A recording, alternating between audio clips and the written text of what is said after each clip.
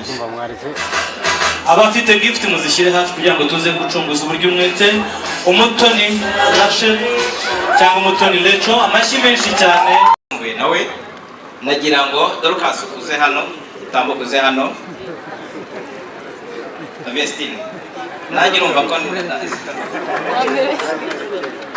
igihe cyose ntabwo basigana n'ubwo bibazane nubwo muri umuntu aba akiri mu masomo yo hasi. nawe ni umwaka utaha.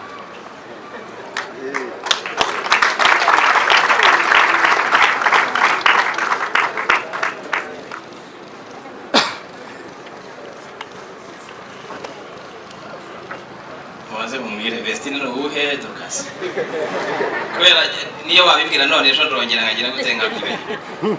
Vestine Dorcas mukuru ninde? Ndashaka kumuha microphone asuhuze abasuhuze ariko turamushimiye by'umwihariko wabaye umwana w'intangarugero hano mu kigo. Ntabwo wigeze witwaza icyo uri cyo, ntabwo witwaje izina ryawe ngo kandagira abandi cyangwa se ubirateho, ahubwo wababereye intangarugero. Turagushimiye rero, warakoze kwitwara neza, warakoze kuba intangarugero. Ubundi ndakeka imbuto yarazeze sibyo, ariko imbuto yeze ni iz'umwuka wera. Imbuto z'umwuka wera abantu basenga ni ingeso nziza, ingeso nziza, kwitwara neza, kubanira neza abandi, donc kutajya muri ibyo ngibyo bi distractinga imyigire yawe.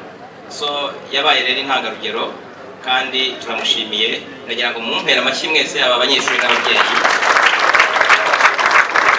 Tumushimiye. Ndagira ngo na murumuna wawe azitware nk'uko witwaye sibyo, kugira ngo nawe umunsi wasoje amashuri nawe abanyeshuri bazabe bagufiteho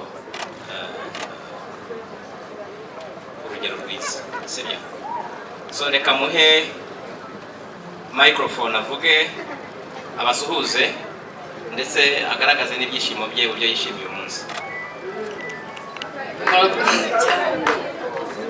Mwiriwe neza, murakoze cyane, ndishimye kubw'uyu munsi. Ntabwo biba byoroshye kuba umuntu abonye asoje, aba yaranyuze mu bintu byinshi. Ndabashimiye cyane ababyeyi bacu ku burere muduhereza kugeza aka kanya, kuba twebwe dusoje. Hari abandi bana bitashobokeye ko basoza, ariko twebwe byarakunze. Turabishimira Imana n'ababyeyi bacu, kandi ndabashimiye cyane. Imana ijye kuba umugisha. Murakoze cyane.